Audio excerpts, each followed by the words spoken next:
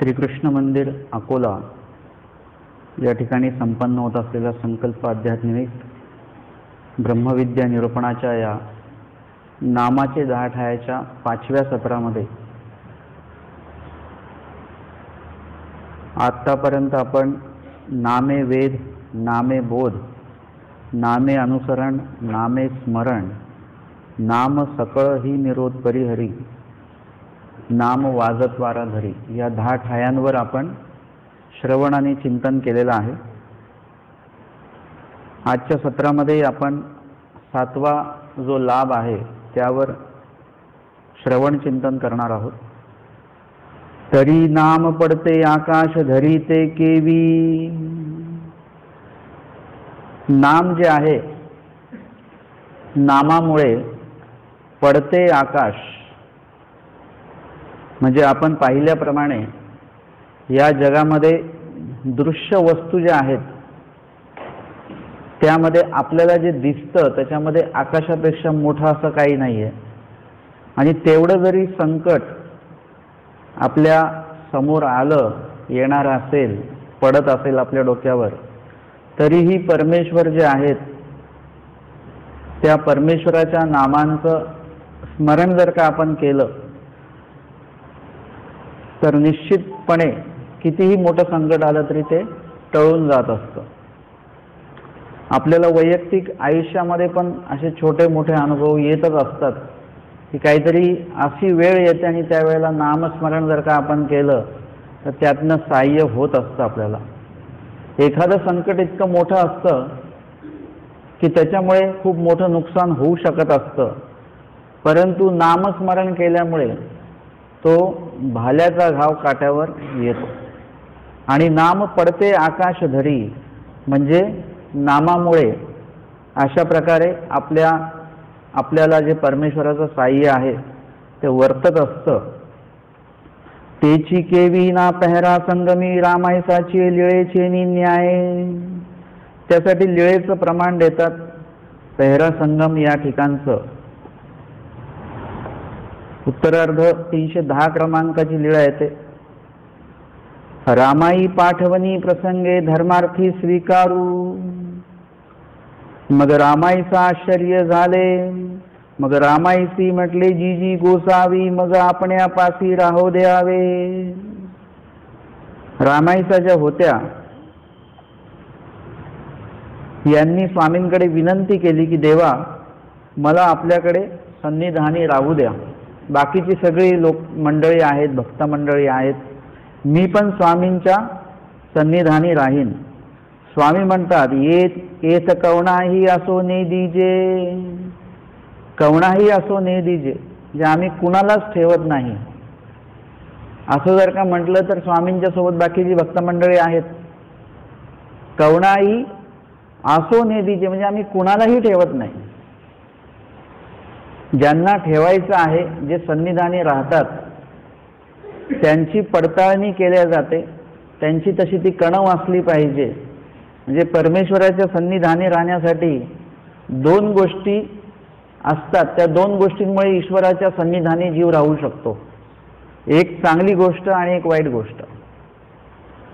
चांगली गोष्ट म्हणजे त्याची प्रतिकारणता असेल तर तो परमेश्वराच्या संपर्कात येतो. आणि दुसरा असाही भाग आहे की एखाद्याचा प्रसव असेल तर तोही परमेश्वराच्या संपर्कात येतो. जसं त्यांची प्रसव चाल असल्यामुळे त्यांनी एकदा पाठवलेल्या सुपाऱ्या स्वामींनी नाही खाल्ल्या, परंतु त्यांचा तो प्रसवच असा होता की स्वामींना ते स्वीकारावंच लागलं. म्हणजे कधी कधी कणव असल्यामुळे देव स्वीकारतात आणि कधी कधी प्रसव असल्यामुळे तो भाग देवाला स्वीकारावा लागतो. आणि म्हणून आपल्याला असंही वेगळं बघायला मिळेल की मार्तंड होते किंवा काळबोटे होते, यांची खोटं बोलण्याची प्रसव चाल होती की स्वामींशी खोटं बोलावं. म्हणजे समाजामध्ये, व्यवहारामध्ये काही लोक इतकं खोटं बोलतात सगळ्यांशी नाहक, कधी कधी गरज नसताना सुद्धा खोटं बोलल्या जातं. की खोटं बोलण्याची सवय अशी होऊन जाते की खोटं बोलल्याशिवाय त्यांना चैन पडत नाही, बेचैन होऊन जातं की आज आपण खोटंच बोललो नाही. मग ते काहीतरी बोलत राहतात आणि त्याच्यामुळे ती प्रसव चाल जी आहे ती वाढत वाढत जाते. आपल्याला असं वाटतं आपण व्यवहारात कसे वागलो तरी चालेल, देवाच्या इकडे आपण चांगलं वागायचं. परंतु असं असतं की ती प्रसव चाल सगळ्यात चालतात. प्रतिकारणता चाल पण चालते, प्रसव चाल पण चालते. प्रसव चाल हळूहळू कर्मराटीतनंच दैवराटीत येत असते. पूर भजन, भूत भजन वगैरे हे कर्मराटीतच घडत असतं. आणि म्हणून तिकडून मग जीव जेव्हा येतो तेव्हा ते सगळं हे घेऊन येतो. जसं आपण बाहेरून येतो मंदिरात, पण बाहेरून आपण राजस तामस सगळं घेऊन येतो. बाहेर उडणारी धूळ असते ती पण आपल्या अंगाला लागत असते आणि ते सगळं घेऊन आपण मंदिरात येत असतो. म्हणजे इथे आल्यानंतर कणव निष्पत्ती हा पण प्रकार चालू होतो आणि बाहेरचं राजस तामस हे सुद्धा त्याच्यामध्ये सोबतच असतं. आपल्याला एवढं हे करायचं आहे की इतर जे काही दोष लागलेले आहेत त्यांचं सुद्धा निरसन होणं गरजेचं आहे. म्हणजे ज्ञान होणं हे जसं गरजेचं आहे तसं अज्ञान फिटणं, अन्यथा ज्ञान फिटणं, रज तमादी फिटणं ह्याच्याकडे सुद्धा आपण लक्ष दिलं पाहिजे. तर सगळ्या गोष्टी बघितल्या पाहिजेत. आणि म्हणून इथे रामाईचा ज्या आहेत त्यांना स्वामी का नाही म्हणतात, कारण की त्यांची सन्निधानी राहण्याची कणव नाहीये किंवा स्वामींच्या संपर्कात राहून स्वामींना त्रास द्यावा असा प्रसव सुद्धा त्यांचा नाहीये. दोन्ही गोष्टी नाही आहेत. कधी काळी एखादी व्यक्ती त्रास द्यायला येऊ शकते, परंतु कणव असल्यामुळे काय होऊ शकतं, त्यांच्यात बदल पण होऊ शकतो. असं पण होतं. प्रसव म्हणून ते येतात, परंतु कणव त्याच्यापेक्षा जास्त असते. जसं माधवा भक्त होते, प्रसव म्हणून ते आलेले आहेत, शस्त्र घेऊन आले. आमच्या स्वामींवर शस्त्र उगारलेलं आहे त्यांनी आणि ते चालवणार तेवढ्यात आमच्या स्वामींनी काय केलेलं आहे, श्रीमुख आपलं त्यांना दाखवलेलं आहे. दर्शन करवलं श्रीमुखाचं, कृपादृष्टीने अवलोकन केलं. काय अवलोकन केलं, त्यांच्या मुखाकडे अवलोकन नाही केलं, त्यांच्या कणवेकडे स्वामींनी अवलोकन केलेलं. त्यांची कणव जी आहे ती उजृंभित केलेली आहे. कणव आपल्याकडे पण आहे. एखादा प्रेमोपाय आपण पण जोडलेला असणार आहे, पण तो आता उजृंभित नाहीये. म्हणजे याला आपण ऍक्टिव्ह अनऍक्टिव्ह बोलतो ना, तसं तो आहे कुठेतरी. जर का आपण परमेश्वराच्या त्या प्रवृत्तीला आपण विधी करा, ईश्वर विहित विधी करा असं का म्हणतो, कारण तुम्ही जसं जसं ईश्वर विहित विधी कराल, स्मरण कराल, अनावश्यक विधी बाजूला ठेवून द्या. ईश्वर विहित विधी का करायचे, जसं तुम्ही ईश्वर विहित विधी करायला लागाल तसं तसं हळूहळू तुमची जी कणव आहे, तुमची जी प्रतिकारणता आहे, त्याच्यावर जे इतर पूत चढलेले आहेत ते हळूहळू हळूहळू बाजूला होत राहतात. एखादा एकदमच 4 दिवसा पहिले धुतलेला कपडा असेल, तो आज तुम्ही नुसतं साबणाची वडी लावली तरी तो स्वच्छ होऊन जातो. त्याच्यापेक्षा घाण असेल तर तुम्हाला 2 तास तो भिजत ठेवावा लागतो. त्याच्यापेक्षा घाण असेल तर अजून जास्त काळ त्याला भिजत ठेवावं लागतं. जेवढं जास्त भिजवणार तेवढं त्याच्यावरच्या मळ जे आहेत त्या मळाची पकड ढिली ढिली होत राहते. तो मळ सुटत जातो त्या कपड्यांपासनं.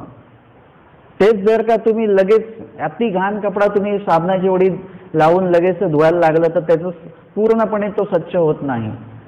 तसं आहे की अनेक दिवसांचे खते आहेत आपल्या त्या जीव स्वरूपावर आहेत, त्या कणवेवर लागलेले आहेत, मळीनत्व आलेलं आहे. हे सन्निधानी राहून, म्हणजे परमेश्वर अवताराच्या सन्निधानी राहून, अधिकरण जे आहेत त्यांच्या सन्निधानी राहून, एखादे भिक्षू महात्म्यांच्या सन्निधानी राहून, एवढंच नव्हे आचरणवंत वासनिकाच्या संपर्कात राहून, विधी आचरणाच्या संपर्कात राहून आपले ते जे काही मळीनत्व आहे, खते आहेत, ते सगळं हळूहळू हळू काय होतं, कमी कमी कमी कमी होत जातं. जसं आमचे स्वामी म्हणतात, ह्या येथीच्या जवळिका आनोनी आन झाला असे. कुणाविषयी बोलले, भटोबासांविषयी स्वामी म्हणतात. आता याते पुरीकर नागदेव बोलू नका, हे पुरीकर नागदेव नाही, आता हे परमेश्वर पुरीचे नागदेव झालेले आहेत. म्हणजे काय झालं, संपर्कात राहून, सन्निधानी राहून हळूहळू हळूहळू सर्वात आधी काय त्यांच्या कानावर पडलं, नामच आधी कानावर पडल्या लगेच त्यांच्याकडे जी काही भटोबासांकडे परनिष्ठ गोमटे त्यांनी भरपूर जोडून ठेवलेले होते. स्वनिष्ठ तर होतच, परंतु परनिष्ठ गोमट त्यांनी भरपूर जोडून ठेवलेलं होतं आणि त्या बळावर ते कोरडे भजनीय होते. त्यांनी ओल्या भजनाशी गाठ घातली. म्हणजे स्मरणामध्ये त्यांचा इतका ओलावा यायचा त्यांना, म्हणजे परमेश्वर वियोगी देह त्यागण्याचा पूर्णपणे ते विधी घडत होता त्यांना. म्हणजे होते कोरडे जीव देवता भजनी आणि घातली ओल्याशी गाठ त्यांनी घातलेली आहे. म्हणजे एवढा मोठा बदल, असा बदल होत नसतो. पण भट्टोबासांचं समर्पण असेल किंवा परमेश्वराचं सन्निधान, वचनोक्त विधी पालन, एकही लीळा अशी दाखवा की भट्टोबासांनी स्वतःच्या मनाचं केलेलं आहे. आणि जिथे केलं तिथे आमच्या स्वामींनी लगेच त्यांना शिक्षा पण केलं. आणि त्यानंतर अख्खं लीळा चरित्र वाचून काढा, एक चूक जी भट्टोबासांनी केली त्यावर आमच्या स्वामींनी शिक्षा पण केलं. त्यानंतर भट्टोबासांनी ती चूक परत कधीच नाही केली. याला म्हणतात प्रायश्चित. ज्या गोष्टीविषयी प्रायश्चित घेतलं तो दोष आयुष्यामध्ये परत कधीच करायचा नाही, ह्याला प्रायश्चित असं म्हणतात.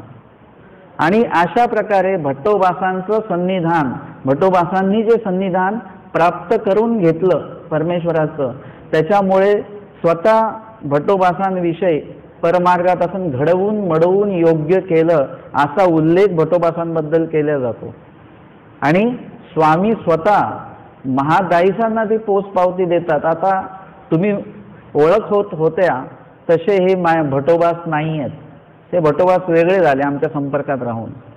एका परिसाचा संपर्कात राहून एखाद्या लोखंडाचं सोनं होतं, तसं परमेश्वराच्या संपर्कात राहून आमच्या आचार्यांच्या आयुष्याचं एकदम सोनं झालेलं आहे. म्हणजे हे असं सुद्धा असतं की आपल्याकडे ती कणव आहे, सगळं काय आहे, परंतु ती विजृंभित होत नाही किंवा तिथपर्यंत परमेश्वर पोचू शकत नाहीत. परमेश्वराची कृपादृष्टी पोचू शकत नाही का? कारण की अनंत अडथळे आहेत. जसं एखादा कपडा जो आहे तो आपल्याला आवडतो, रंग बिंग सगळा चांगला, पण तो धुतलेला नाहीये, मग आपण तो घालतो का? आवडतो तरी घालू नाही शकत, तो धुतलेला नाहीये, त्याला डाग लागलेले आहेत. त्याला आधी धुतल्यानंतर, त्याला स्वच्छ केल्यानंतर, त्याला वाळवल्यानंतर, त्याला इस्त्री केल्यानंतर मग आपल्याला तो वाटतो काय आता.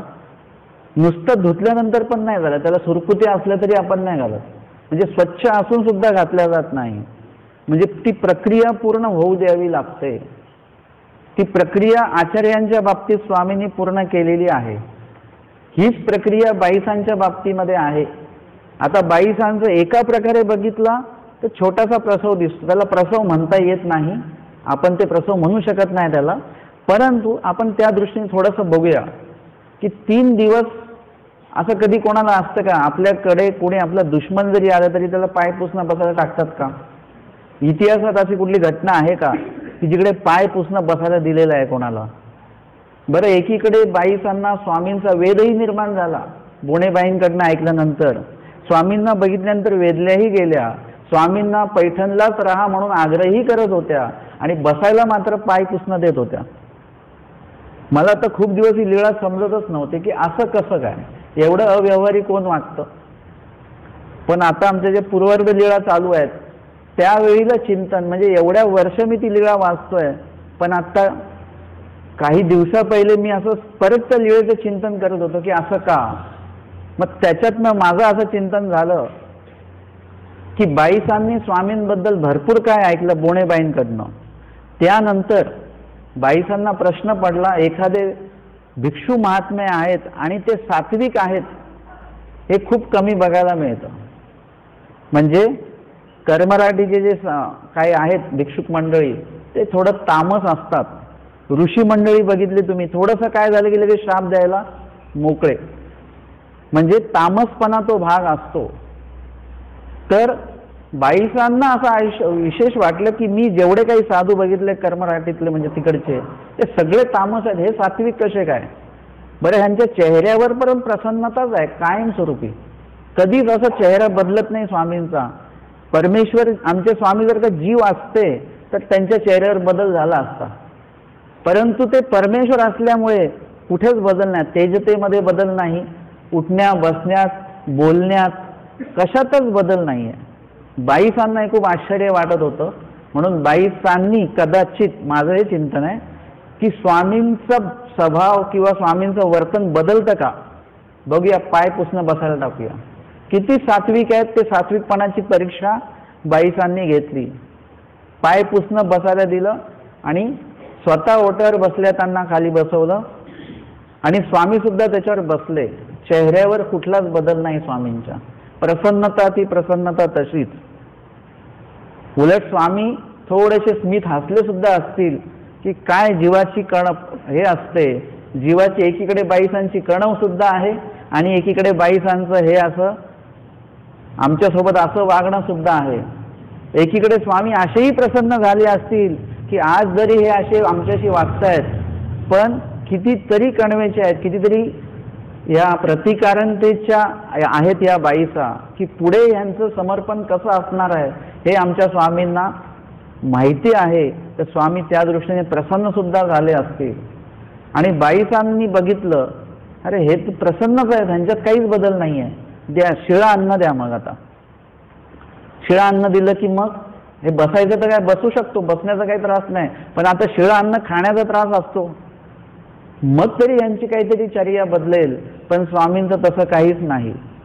असं एक दिवस झालं, ठीक आहे, एक दिवस माणूस सहन करेल, दुसऱ्या दिवशी पण बघू, तिसऱ्या दिवशी पण बघू. जुन्या काळामध्ये त्रिशुद्धीचा प्रकार होता.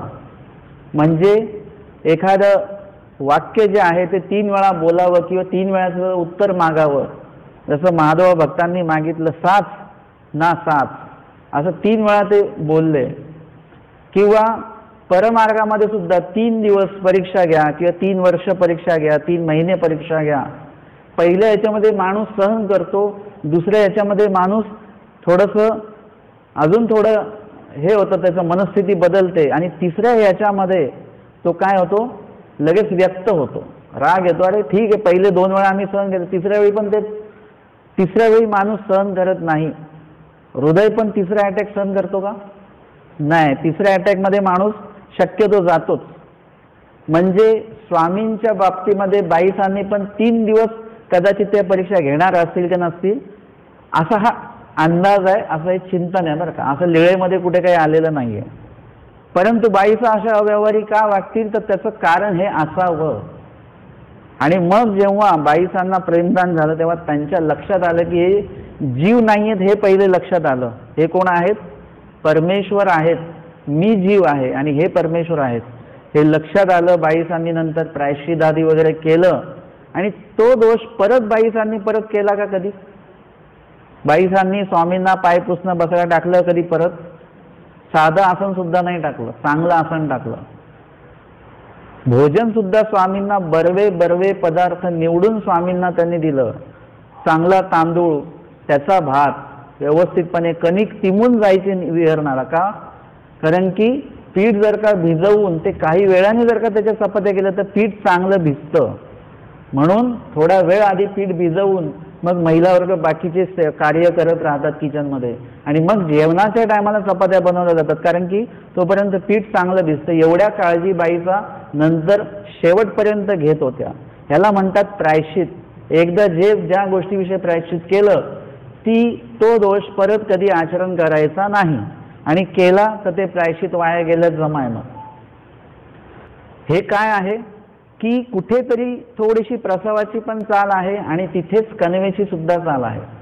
2-3 दिवस प्रसवामध्ये गेले, परंतु तिसरा दिवस जो आहे त्या तिसऱ्या दिवसामध्ये स्वामींनी काय केलेलं आहे, सतत त्यांच्याकडे अवलोकन केलेलं आहे. आपल्याला फक्त तिसऱ्या दिवसाचंच अवलोकन माहिती आहे, पण स्वामींनी 2 दिवस आधी सुद्धा बाईसांकडे अवलोकन केलं आहे.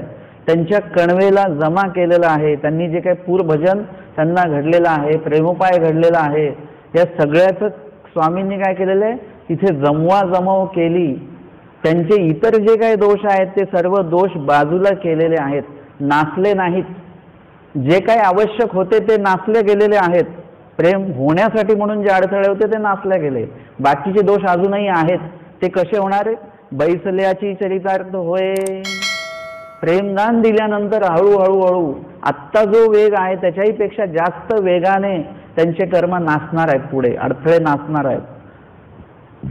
आणि मग ही कणव बाईसांची बघून त्यानुसार स्वामी त्या ठिकाणी थांबले आणि तिसऱ्या दिवशी ती कणव बाईसांची उजरंबीत झाली, समोर आली आणि त्याचं दातृत्व म्हणजे प्रेमदान स्वामींनी त्यांना दिलं.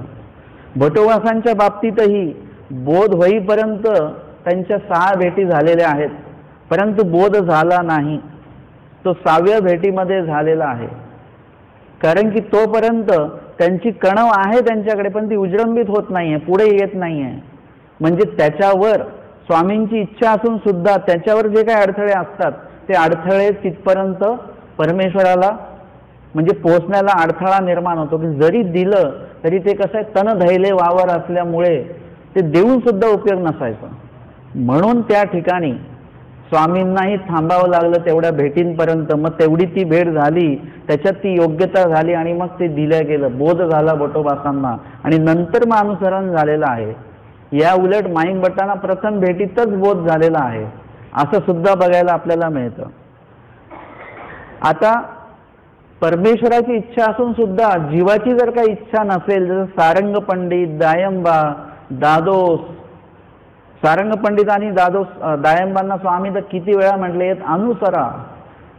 दादोसांना म्हणतात याचं एक ब्रह्मविद्या असे ते पुसा चर्चा. आम्हाला विचारा, आमच्याकडे ब्रह्मविद्या पण आहे, ते कोणी विचारतच नाही.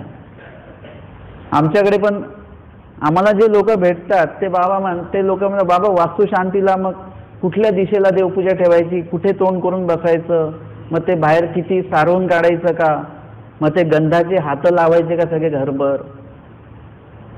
हे आहे कर्मराठीचं ज्ञान विचारलं जातं, आपण ते विचारतो. इतर काही काही गोष्टी विचारत बसतो, परंतु कधीतरी आपण असं जाऊन ब्रह्मविद्या विचारतो का? सरळ ब्रह्मविद्या विचारली पाहिजे. स्मरण कसं करायचं, अस्तिपरी म्हणजे नेमकं काय, आम्ही कसं आचरण करायचं ग्रस्ताश्रमींनी, उद्धरण म्हणजे काय, उद्धरण प्रकरणात काय सांगितलंय, ह्या माहित्या विचारा तुम्ही. आपल्याला तिकडे जायचं आहे. हे जर का तुम्ही विचारायला लागलात तर तुमच्या ज्ञान होण्यामध्ये जो काही प्रसवता जी जोडलेली आहे न होण्यामागे, ती प्रसवता हळूहळू हळूहळू काय होते, कमी कमी होत जाते.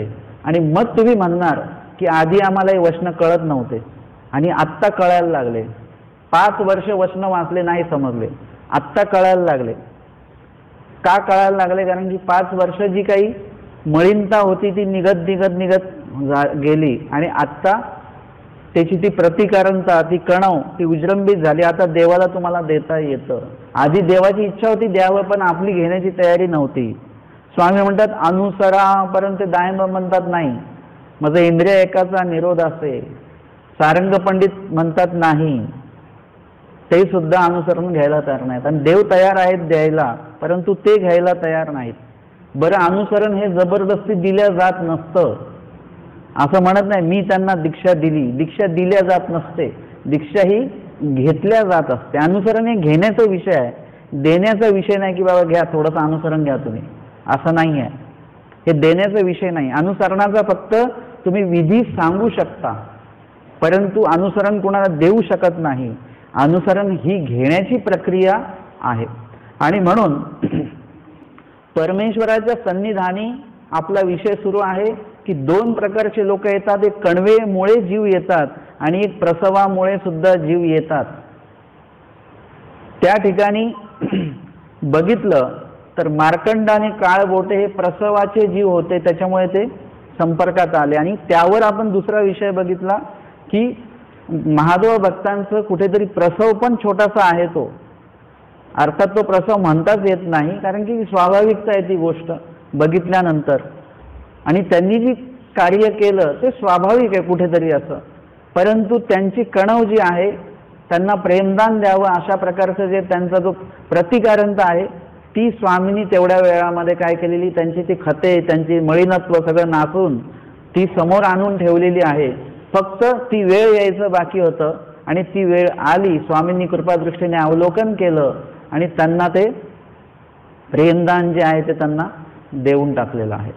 तर इथे स्वामी म्हणतात कवणाही असो ने दीजिए, म्हणजे आम्ही कुणालाही ठेवत नाही, आमच्याशी वाईट वागण्याचा तरी काहीतरी संबंध असला पाहिजे, किंवा चांगलं वागण्याचा म्हणजे कणवेचा तरी काहीतरी संबंध असलाच पाहिजे. मग वशिष्ठ देवा ते म्हणितले राणाईचा, त्या वशिष्ठ देवांना म्हणतात, वशिष्ठ देव हो, गोसाविया ते विनवा का, तुम्ही देवाला विनंती करा ना. मी गोसावियांपाशी राहीन, मी स्वामींजवळ राहेन, देवाला तुम्ही विनंती करा, माझी विनंती काय देव ऐकत नाहीत. मग वशिष्ठ देवी गोसाव्या ते विनविले, मग त्यांनी स्वामींना विनंती केली. जी ये रामाईचे निकी, ते म्हणतात ही जी बाई आहे रामाईचा, ही कशी आहे, चांगली आहे स्वभावाने वगैरे, श्रेष्ठे संभावनिके, आणि थोडंसं कुळ काळ यांचं चांगलं आहे, म्हणजे चांगल्या समाजाचे आहेत. संभावनिके म्हणजे पैसा अडका पण यांच्याकडे चांगला आहे. आता परमेश्वराकडे राहायचं असेल किंवा परमेश्वराचं व्हायचं असेल तर या 3 गोष्टी लागत नाहीत बरं का. म्हणजे तुम्ही निके आहात म्हणजे समाजात तुमची प्रतिष्ठा आहे. श्रेष्ठे म्हणजे तुमचं कुळ श्रेष्ठ आहे, तुम्ही ब्राह्मण कुळातले पाहिजेत, किंवा तुम्ही संभावनिके म्हणजे तुम्ही पैसेवाले पाहिजेत. अशा 3ही गोष्टींचा वशिला तिकडे लागत नाही. देवाला तुम्ही म्हटले मी किती करोड देऊ तुम्हाला की तुम्ही मला प्रेमदान द्याल, तर आमचे स्वामी काय सांगतात, द्रव्य संपत्ती काय, परमेश्वर न पविजे. परमेश्वराला तुम्ही विकत घेऊ शकत नाही. आमचे लोक विशेष विकत घेतात, प्रसाद विकत घेतात, परंतु देव विकत घेऊन दाखवा बरं कोणीतरी. आपण देव विकत घेऊ शकत नाही. आणि म्हणून या ठिकाणी तुमच्या या 3 वशिले काहीच लागणार. तुम्ही कुठल्या समाजातले आहात, आमच्याकडे फक्त श्री प्रभू अवतार दिन असेल किंवा चक्रपाणी महाराजांचा अवतार दिन असेल, त्याच वेळेला आपण ते जातीयतेचा विषय जो आहे तो स्टेजवरून मांडत असतो की आमचा धर्म म्हणजे जात पात वर्ण भेद न मानणारा आहे. परंतु वास्तविक आपल्या पंथामध्ये पण जात पात सगळं पाळतात, मानतात. अर्थातच कोण मानतात, जे अज्ञान आहेत, ज्यांच्याकडे ज्ञानाचा भाग कमी आहे. परंतु जे जाणीवेचे लोक आहेत, ज्यांचं अभ्यास झालेला आहे, ब्रह्मविद्या पारंगत आहेत, ते लोक मात्र जात पात ज्या गोष्टी आहेत त्या मानत नाहीत. आपण एकमेकांना भेटल्यानंतर तुम्ही कुठल्या जातीचे आहात हे विचारायचं नाही. तुम्ही उपदेशी आहात का हे विचारा. कुणाचा उपदेश आहे, कुठल्या गावचे आहेत हे सगळं विचारा, पण तुम्ही कुठल्या जातीचे आहेत हे विचारू नका. कधी कधी म्हणजे अशी कधीतरी वेळ येते असं, तेव्हा म्हणजे मला आत्तापर्यंत असं आहे, आजही असं आहे, मला कोणाची जात विचारायला मला खूप लाज वाटते. कारण की हे आपण कोण आहोत, सगळे जीव जात आहोत. त्याच्यामुळे आपण सगळे देवाचे आहोत, एका देवाचे एका धर्माचे आहोत. आपण कोण आहोत, महानुभाव आहोत, ही आपली ओळख आहे. आपण कुठल्याही जातीचे नाहीत. आपण ब्राह्मण नाही, क्षत्रिय नाही, वैश्य पण नाही, आणि आपण शूद्र पण नाही आहे. आपण कुठल्याच जातीचे नाही आहेत. आपण सगळे देवाचे आहोत, अच्युत गोत्रीय आहोत आपण. ही ओळख आपली असली पाहिजे. आजपासून कोणालाही जात पात काही विचारू नका. कोणी कुठल्या खालच्या जातीचं जरी असेल, परंतु स्मरणाने श्रेष्ठ असेल, तर अनुसरणाने श्रेष्ठ असेल, विधी आचरणाने श्रेष्ठ असेल, तर तुम्ही तुमचं ब्राह्मणत्व घेऊन काय बसणार तिथे.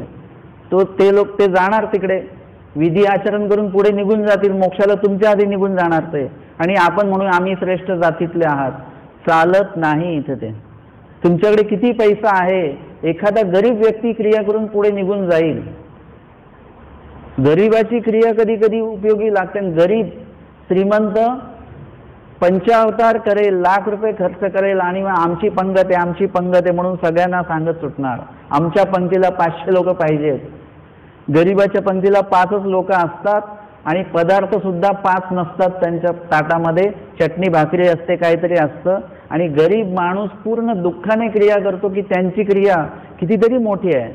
आमच्या क्रियेला कोणी जेवायला सुद्धा नाही, साधू नाही जास्त, वासनिक नाही, पदार्थ जास्त नाही. तो मनामध्ये रडून दुःख करून ती क्रिया करतो. ती क्रिया चांगली असते. चटणी भाकरीची पंगत चांगली होते. तुम्हाला सुद्धा पंचपक्वान्न द्या, एक दिवस ते पंचपक्वान्न खा आणि जेवा, आणि दुसऱ्या दिवशी चटणी भाकरी खा आणि जेवा. तुम्ही जास्त कुठे जेवणार आहात, चटणी भाकरी भाकरी ठेचा हे तुम्ही जास्त खाणार, पिठलं चपाती हे तुम्ही जास्त खाणार, पंचपक्वान्न तुम्ही कमी खाल. पंचपक्वान्न खाल्लं की ॲसिडिटी वगैरे हा त्रास वेगळा. म्हणजे जेवढी श्रीमंत तुम्ही श्रीमंती दाखवाल तेवढं काय होणार आहे, ती क्रिया तुमची कमकुवत होते. जेवढे तुम्ही गरीब असता तेवढी तुमची क्रिया अतिउत्तम होत राहते, चांगली होत राहते. आणि म्हणून हे पण बघा की परमेश्वर विधी आचरण्यामध्ये तुमच्याकडे पैसा असू द्या, पैसा असण्याला काही हरकत नाही, पण धर्मामध्ये पैशाचा जो काही अहम असतो तो आणायचा नाही. तुम्ही पैसे आणा, त्या द्रव्याच्या माध्यमातून तुम्ही परमार्थ सेवा करा, ईश्वर सेवा करा, योग्य त्या गोष्टी कराच, नाही असं नाही. फक्त त्याचा अहम आणू नका. अहम आणला तर काय होतं की तो जे काही आपण क्रिया केलेली आहे ती वाया जाते. तुम्ही मोठी पंगत करा, हरकत नाही, परंतु त्यामागे तो भाग ठेवा की मी एवढ्या सगळ्या लोकांना जेवू, म्हणजे पंक्तीला सगळे आलेले आहेत, पण स्वामी येतील का माझ्या पंक्तीला, माझ्याकडे भटोबास येतील का भिक्षेला, माहीम भट्ट येतील का. म्हणजे तो जे काही आपली अप्राप्ती आहे ती अप्राप्ती त्या क्रियेमध्ये ठेवली पाहिजे. जेवढी मोठी क्रिया कराल तेवढी मोठी अप्राप्ती ठेवा मनामध्ये. ही क्रिया काहीच नाही, मी या योग्यतेचा नाही, हे सगळी त्याच्यामध्ये प्रतिकारणता, त्याच्यामध्ये प्रायश्चित्ता, अप्राप्ती जी आहे ती आपली असणं गरजेचं आहे. आणि मग इथे त्या समाजामध्ये त्यांना पत आहे किंवा त्या कुळामध्ये ते श्रेष्ठ आहेत आणि ते पैशावाले आहेत म्हणून त्यांना इथे ठेवा असं वशिष्ठ देव म्हणतात. यासी गोसावी राहो द्यावे, त्यावर सर्वज्ञ म्हणतात वशिष्ठ देव हो येत कवणा ही राहो ने दिजे. अशा लोकांना तर आम्ही मुळीच ठेवत नाही. इथे राहायचं असेल तर वेगळं एक तुम्हाला स्वतःची सिद्धता दाखवावी लागते, ती म्हणजे कणवेची सिद्धता असावी लागते, आवडी असावी लागते. जी जी याची कवणा ही आया बहिणी आया बंधनी आक्षेपता नाही. यांना कोणी आया बंधनी म्हणजे आईचं वगैरे किंवा यांच्या घरातलं कुणाचंही यांना बंधन नाही, आक्षेपता नाही म्हणजे घरातल्या कुणाचाही आक्षेप सुद्धा नाही आहे, आणि ह्यांना पण इथे राहायचं आहे आणि घरून सुद्धा कुठलं बंधन नाही. हे स्वतंत्र, हे स्वतंत्र आहेत.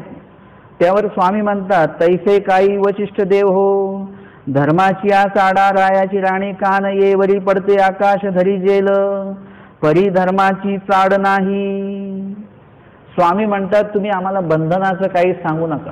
ह्यांना समाजाचं म्हणजे कुटुंबाचंच काय, पण अख्ख्या जगाचं जरी बंधन असतं तरी आम्ही त्या बंधनातनं त्यांना मुक्त केलं असतं. तुम्हाला किती बंधनं आहेत हे तुम्ही देवाला सांगू नका. तुम्ही फक्त देवाला सांगा की आम्हाला या बंधनातनं मुक्त व्हायचंय, परमेश्वर बरोबर सगळं व्यवस्था करतात. आता जर का तुम्हाला कोणाचा फोन आला की मंदिरात कसं यायचं, तर तुम्ही त्यांना काय विचारता, तुम्ही कुठे आहात. मग ते म्हणतात आम्ही इथल्या अमक्या अमक्या ठिकाणी आहोत. मग त्यानुसार तुम्ही ठरवता की कसं यायचंय.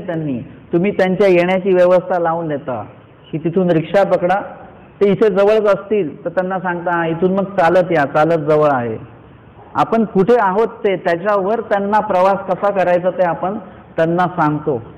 ते जर का अजून लांब असतील तर त्यांना सांगतो मग तुम्ही रिक्षाने येऊ नका, तुम्ही रेल्वेने या, मग तिथून मग पुढचा प्रवास. तसं तुम्ही कुठे आहात, तुम्ही तुमच्या मनामध्ये काय, तुमच्या मनामध्ये चाड आहे का धर्माविषय.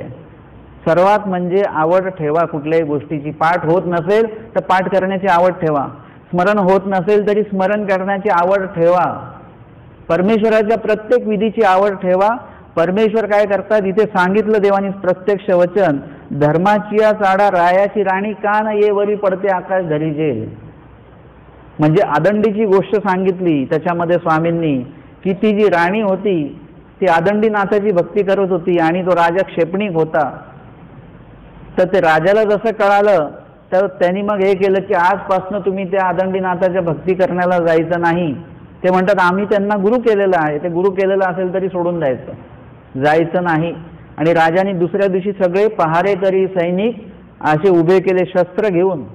राणी निघाली तिकडे सरळ, तिचं काय करायचं, शिरच्छेद करून टाकायचं, मारून टाकायचं राणीला, तिथेकडे जाऊ द्यायचं नाही.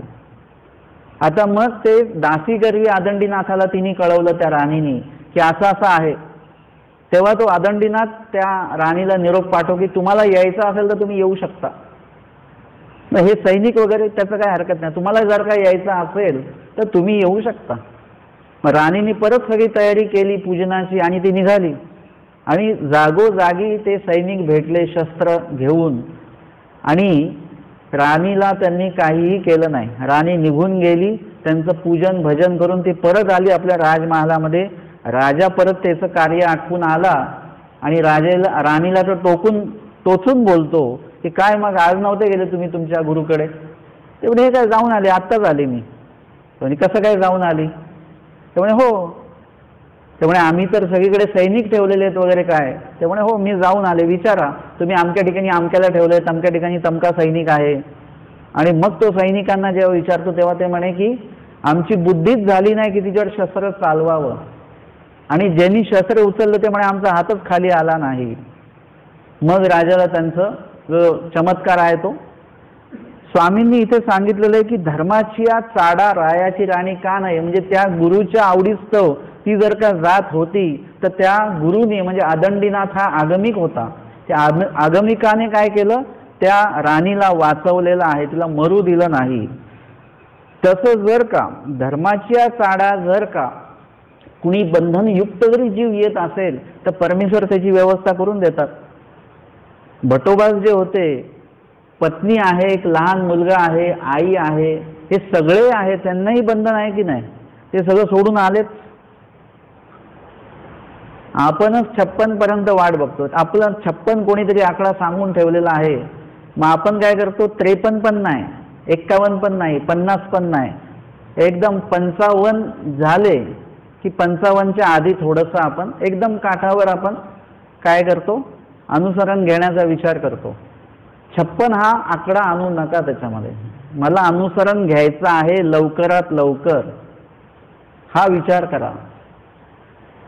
आपण म्हणतो की 56च्या आधी मला नोकरी लागली पाहिजे.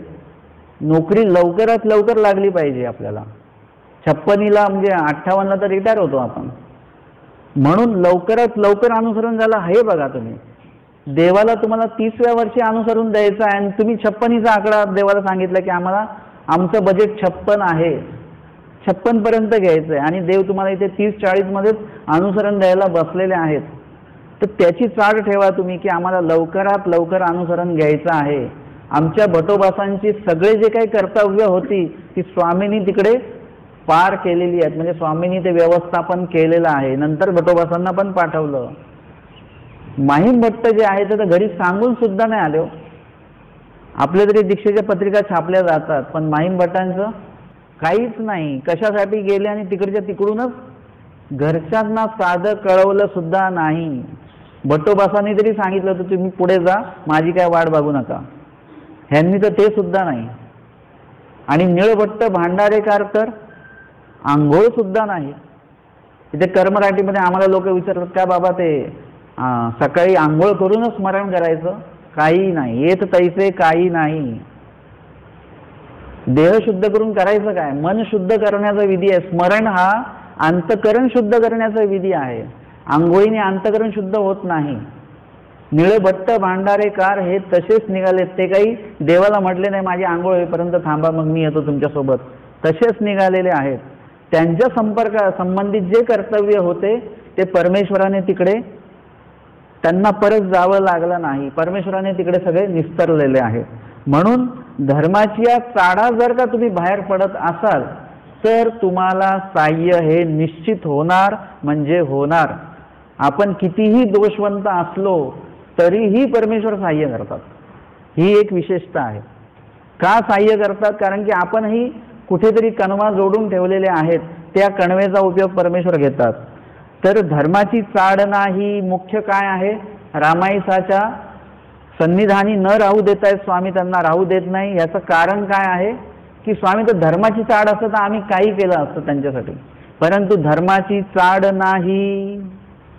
धर्माची चाड त्यांना अजिबात नाही. तर काही लोकांना दंडवत घालायला सांगितले ते फक्त 5 दंडवत, एक त्याचं जे काही विधी आहे तो पूर्ण करतात.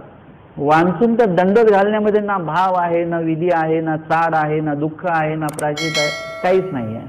विशेष वंदन करायला सांगितले, पटापट डोक्याला लावून पुढे दिले, डोक्याला कपाळाला लावून पुढे दिले, बस. त्याच्यात ना विधी आहे, ना भाव आहे, ना काय आहे. म्हणजे ह्या सगळ्या गोष्टींमध्ये चाड असली पाहिजे, आवड असली पाहिजे, तर त्या क्रियेला महत्व आहे. म्हणजे आपण एखाद्याला जेवण वाढतो त्याच्यामध्ये आग्रहामध्ये पण एक टोन असतो, तर त्या जेवणाऱ्याला पण वाटतं की बाबा नाही, हे खरोखर आग्रह करतायत. म्हणजे तो सगळा भाव असला पाहिजे, तेव्हा जाऊन परमेश्वराला तुमची चाड लक्षात आली पाहिजे. परमेश्वर सर्वज्ञ आहेत, पण देव पण अडून राहतात. जोपर्यंत तुम्ही तुमची आवड निर्माण करत नाही, आमच्यापर्यंत पोचवत नाही, तोपर्यंत आम्ही सुद्धा काही देणार नाही. म्हणून जर का परिधर्माची चाड नाही, यांच्याकडे धर्माची चाड नाही, म्हणून आम्ही त्यांना सन्निधानी ठेवू शकत नाही. आणि यावर स्वामींनी ती गोष्ट सांगितली. स्वामी म्हणतात, तैसे की वचिष्ठ देव हो प्राकृता, मनुष्याच्या ठाई जरी ये तुले सामर्थ्य. एक साधारण मनुष्य आहे, आगमिक आदंडीनाथ, त्याच्याकडे जर का एवढं सामर्थ्य आहे की तो आपल्या भक्ताला वाचवू शकतो, तर काही येत ये तुले आही पुरते नाही, आमच्याकडे एवढं सामर्थ्य नसेल का? एका जीवाकडे जर का एवढं सामर्थ्य आहे, तर परमेश्वराकडे किती सामर्थ्य असेल. परमेश्वर सहजपणे सगळ्या गोष्टी तुम्हाला सगळ्या गोष्टींना निस्तरू शकतो. परिधर्माची चाडी नाही, मग गोसावी त्यासी राहो नेदितीची. परंतु त्यांना धर्माची चाड नाही, म्हणून आमच्या स्वामींनी काही त्यांना राहू दिलं नाही. एरवी आपण मार्गात जातो त्यावेळेला सुद्धा तिथले अधिकारी आपलं परीक्षण करत असतात, आपल्याला कळत नाही ते आपल्याला तिथे ठेवायचं की नाही ठेवायचं. आपली पडताळणी केल्या जाते, आपल्याशी बोलल्या जातं, आपलं बोलणं कसं, उठणं वागणं सगळं ते बघितलं जातं. आणि तदनंतर ते अधिकारी ठरवत असतात त्यांना ठेवायचं की नाही ठेवायचं.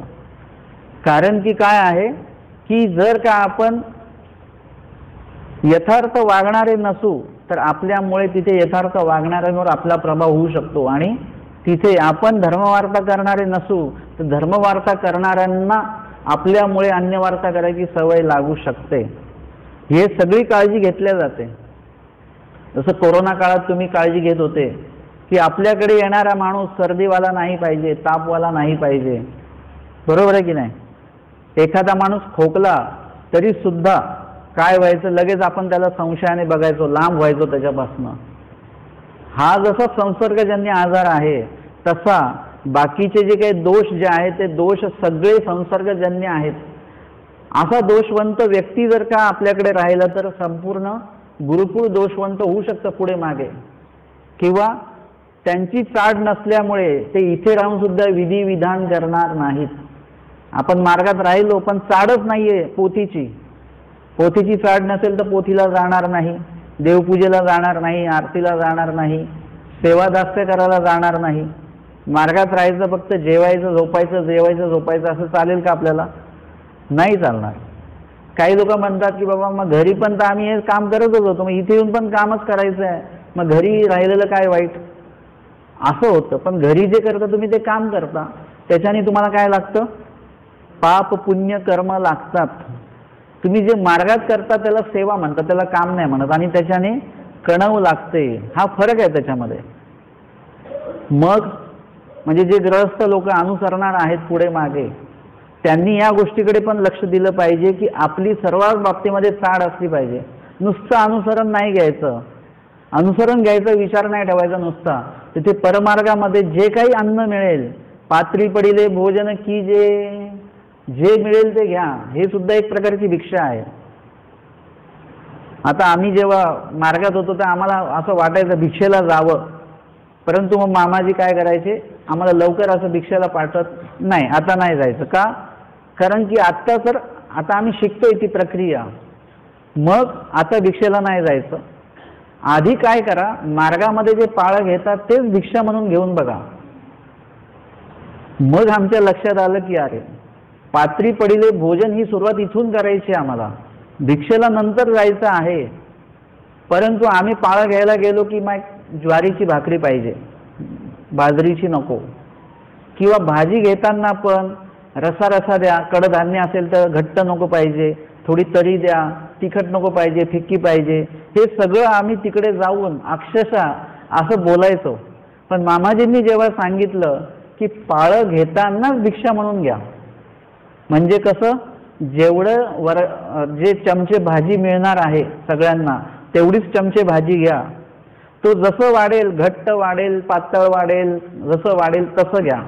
जी भाकरी देईल, आता भाकरी देताना जी जर का जळालेली असेल तर ती जळालेली नको भाकरी, ती दुसरी द्या.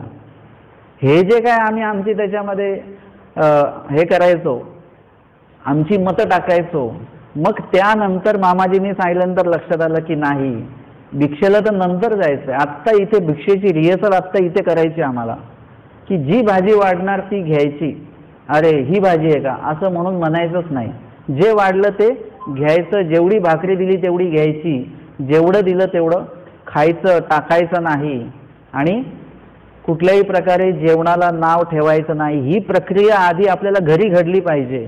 एकदा घरी घडलं, ती आवड निर्माण झाली की मार्गात तुम्हाला त्रास होणार नाही. तुम्ही घरी बिना गादीची झोपत असाल, मार्गात काही त्रास होणार नाही. मार्गात राहणं म्हणजे काही वेगळं नाही आहे. आवडीच तर तुम्ही राहत असाल तर कसलाच त्रास नाही आहे तुम्हाला. या सगळ्या गोष्टी आपोआप घडत राहतात. मेन तर प्रश्न तोच आहे, जेवणाचाच प्रश्न आहे. ती सवय जर का आपली घरी असेल तर मार्गात तर आपल्या घरच्यापेक्षा चांगलं जेवण मार्गात असतं, चविष्ट असतं. वाटणाचं नसेल भाजी तरी ती चविष्ट लागत असते. आणि म्हणून हे सर्व धर्माच्या चाडेशी संबंधित आहे. विषय मुद्दा एवढं जे काय मी सांगितलं तुम्हाला, हे सगळं तिथेच येऊन मिळतं की तुम्हाला जर का आवड असेल तर तुम्ही कुठेही राहू शकता. अहो काही लोकांना देशासाठी लढायची आवड असते तर ते तिकडे सीमेवर जाऊन ते लढतात. त्यांना माहिती कधी पण गोळी येऊन लागू शकते, कुठेही बॉम्बस्फोटात आपण मरू शकतो, तरी ते लोक तिथे का आहेत? असं कोणी जातं का मारायला? का गेले ते लोक? कारण की त्यांना चाड आहे. कशाची? देशाची चाड आहे. आपल्याला कशाची चाड पाहिजे? आपल्याला देवाची चाड असली पाहिजे. मग तुम्ही कुठेही गेला तरी तुम्हाला काहीही वाटणार नाही. कुठेही तुम्हाला असं वाटणार नाही की देवानी गैरसोय केली, असं तुम्ही म्हणणारच नाही. तुमच्या मुखात हे वाक्य कधीच येणार नाही जेव्हा तुम्हाला देवाच्या संबंधित आवडी हा प्रकार असेल. आणि म्हणून इथे सांगितलं की दंडियाचेनी दृष्टांते. दृष्टांत इथे जो दिलेला आहे तो आहे दंडियाचा. दंडिया म्हणजे ज्यांनी जगाचं वैर जोडून ठेवलेलं आहे. कर्माची व्यवस्था पातैसी परी प्रतिकूळा विघ्न करीती, की प्रतिकूळ देवता तर विघ्न करतील. कर्माची व्यवस्था तर देवानी केली, आगंतुक कुंठे अनार्थ सुंगे प्रारब्धा भोगेश्वर, पण प्रतिकूळ देवता विघ्न करतील. त्याचं काय? ना तया सन्निधानी रिगो नये. ते जे विघ्न आहे ते सन्निधानामध्ये तुमच्या येणार नाही. म्हणजे तुम्ही सन्निधानात असाल तर देवता तुम्हाला काही करू शकत नाहीत. ह्याच्यासाठी लीळाप्रमाणे येते की स्वामींनी दायंबासांना भूत चतुर्दशी दिवशी ते जेव्हा गेले, स्वामी म्हटले जाऊ नका, परंतु ते गेले. जायचं होतं त्यांना. मग स्वामीने त्यांना काय केलं? तांबूळ प्रसाद दान दिला, टिळा लावला, माळ दिली आणि त्यांना विधी विहित केला. कसं जायचं, कुठे जायचं नाही हे सांगितलं आणि तसे ते गेले. जाता जाता मग देवता शेळीचेनी वेशे पाठी लागल्या आणि ते काय म्हणत होते? आम्ही श्री चांगदेवराव गोसावी यांचे, आम्ही गोसावी यांचे आहोत.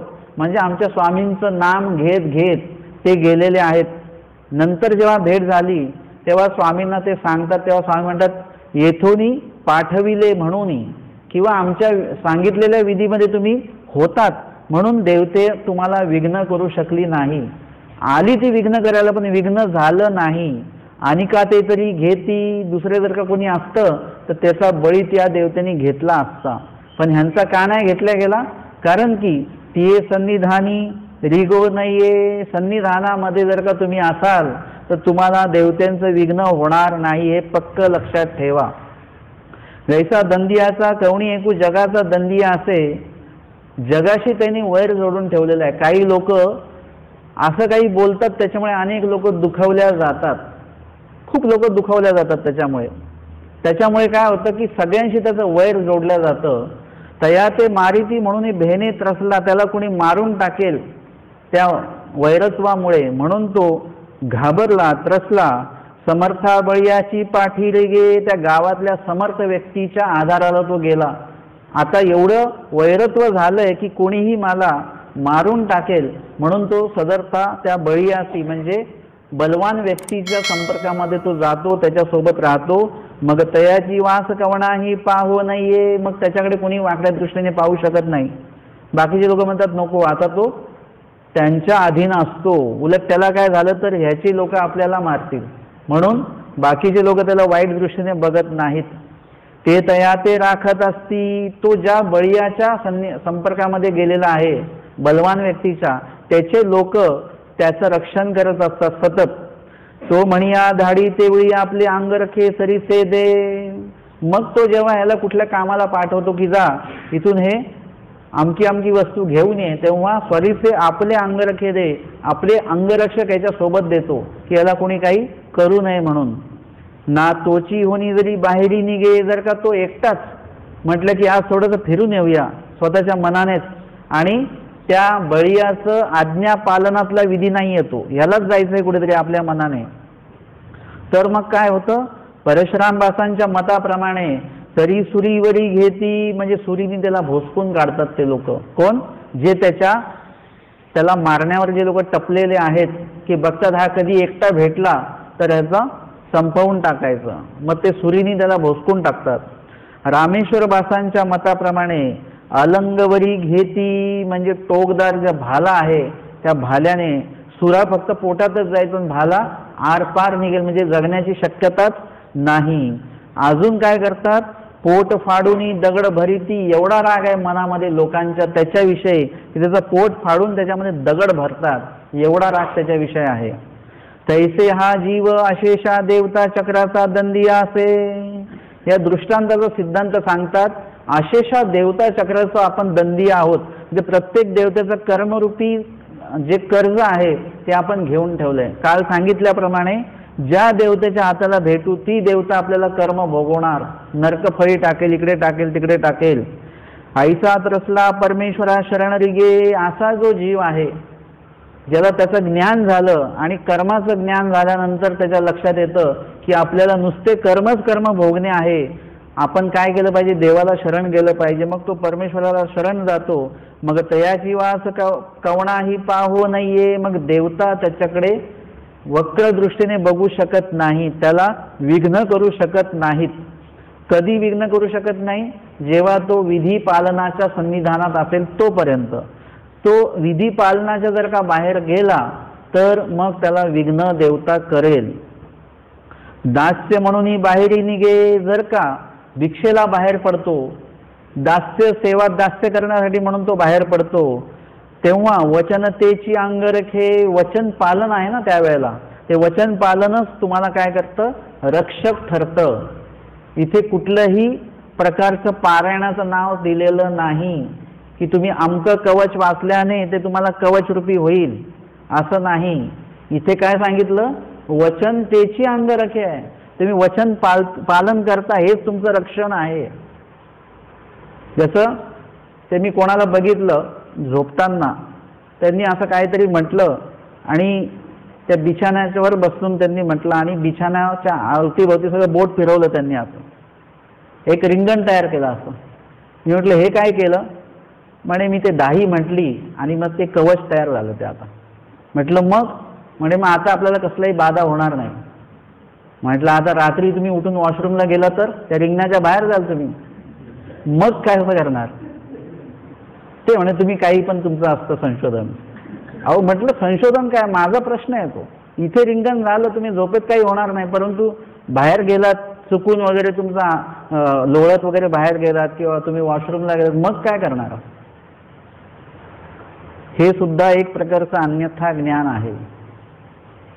इम्युनिटी आपल्या शरीराच्या बाहेर तयार नाही करायची, आपल्याला इम्युनिटी आपल्याला आपल्या शरीरात तयार करायची आहे. तर मग तुम्हाला कोरोनाच काय तर कुठलेच आजार तुम्हाला होणार नाहीत. इम्युनिटी असेल, प्रतिकार शक्ती ज्याला म्हणतो आपण, ती आपल्या शरीरात तयार करायची आहे. तसं जे काय होणार ते तुमच्या जीव स्वरूपाला होणार आणि होणार ते बाहेरून होणार आहे. तुमचं जीव स्वरूपच आतून असं तयार करा ना, तुम्हाला कसलाच बाधा होणार नाही, कसलाही त्रास होणार नाही. हे आपल्या आतून तयार करा, असं बाहेरून नसतं. आणि जिकडे आमच्या स्वामींनी नामाचे 10 टाय सांगितलेत ते आम्ही सोडून का देतो आणि दाही का म्हणत बसतो आपण उगाच? कोणी तयार केली दाही? कोणी तयार केलेली आहे? काही लोकांच्या घराच्या तिकडे लिहून ठेवलेली असतं, तर तिथे लिहून ठेवून काय होतं? दाही तिथे तुम्ही लिहून ठेवली घरावर, त्याच्याने होतं काय? आणि ती आतमधनं लिहून ठेवता, मग जो काही भूत बाधा होणार आहे तो आतमध्ये येऊनच वाचणार ना ते. आता ती दाही असते लिपीत लिहिलेली, आता त्या भूताला लिपी येते का? हे पण बघा तुम्ही. आता जो काही बाधा होणार आहे ते काही वाचून येणार आहे का आतमध्ये? लक्षात घ्या, आपण जेवढ्या ठिकाणी फिरतो तिकडे सगळ्या ठिकाणं राजस तामस हिंसक असतात. आपण हायवेनी प्रवास करतो, कितीतरी हिंसा झालेल्या असतात. देवताजनित नपाळतं सगळीकडे असतं, तिथून आपण येतो जातो, जावं यावं लागतं. त्यावेळी तुमच्या मुखामध्ये नाम असलं पाहिजे, हे स्वतः स्वामींनी सांगितलेलं आहे. दाही हा प्रकार कुठेही स्वामींनी सांगितला नाही. श्रुती स्मृती मार्गरूढी वृद्धाचार कुठेच येत नाही आहे. मग आलं कुठून याचं संशोधन तर करा, कमीत कमी त्याचा शोध घ्या आणि मला नंतर सांगा की इथून आलेलं आहे ते. मग आपण ते प्रमाण मानू की या अमक्या स्मृतीस्थळामध्ये भट्टोबासांनी या ठिकाणी सांगितलेलं आहे. इथे नामाचे 10 टाय आपण का घेतले? ह्याच्यासाठीच घेतले की एक नाम 10 काम करत असतं. एका नामामुळे 10 प्रकारचा लाभ होतो आणि या 10 प्रकारचा लाभ जर का झाला तर कुठलाच दोष तुम्हाला संकरित करू, तुम्हाला तुमच्यावर प्रभाव पाडू शकत नाही, तुमच्यामध्ये तो संचरू शकत नाही कुठलाही दोष. इतकं या नामामध्ये ताकद आहे. मग जर का नाम घेत घेत आपण जर का निद्रेच्या अधीन झालो, तुम्ही ते कवच नाही जरी तयार केलं तरी तुमच्या मनाचं कवच तयार झालेलं आहे की तुमच्याकडे ते येणारच नाही. जो काही बाधा असेल काय असेल नाही येणार तुमच्याकडे. आणि आमच्या स्वामींनी इतक्या गोष्टी स्पष्ट सांगितलेल्या आहेत की परमेश्वर काय करायचं आहे? हृदय गाम्य केला पाहिजे. एकदा परमेश्वर हृदय गाम्य केल्यानंतर बाकीच्या काही गोष्टी करायची गरज नाहीये तुम्हाला. आणि परमेश्वराविषयी आवड चाड आपल्याला ठेवायची आहे. वचनतेची अंग राखे इतकं स्पष्ट दिलेलं आहे. तुम्ही वचन पालन करत असाल तर खूपशा गोष्टी तुमच्यापासून लांब राहतात. वचनाबाहेरी होय, सगळे वाक्य ऐका बरं का नीट. वचनाबाहेरी होय, तुम्ही वचनाच्या वेगळे जर का वागायला लागलात, देवानी नाही सांगितलं ते विधी तुम्ही तुमच्या मनाप्रमाणे करायला लागलात तर काय होईल? तेवळीसीची देवता विघ्न संपादी, लगेच देवता विघ्न संपादणार. तैसे असन्निधानी नित्यविधी निमित्तविधी, असन्निधानी निमित्तविधी तेची सन्निधान. असन्निधानामध्ये जर का तुम्ही निमित्तविधी करत असाल तेच सन्निधान. आणि वचनतेची अंग रखे, आणि वचन पालन म्हणजे नित्यविधी आणि निमित्तविधी दोन हे तुमच्यासाठी काय आहेत? अंगरखे आहेत, तुमचं रक्षण करणारे आहेत.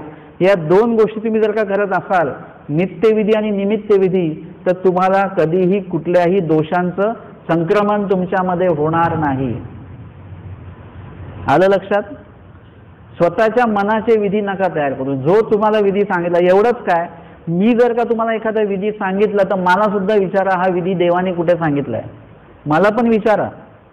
मी जर का त्याचं प्रमाण देऊ नाही शकलो तर माझं सुद्धा ऐकायचं नाही.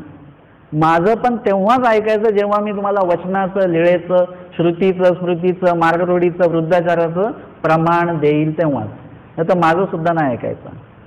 आणि जोनी कोणी कुठला विधी सांगितला तर त्या विधीचं पाठपुरावा केला गेला पाहिजे की विधी कुठून आलाय, काय आलाय, कसा आलेला आहे, कोणी निर्माण केलेला आहे, हे सगळं बघितलं पाहिजे.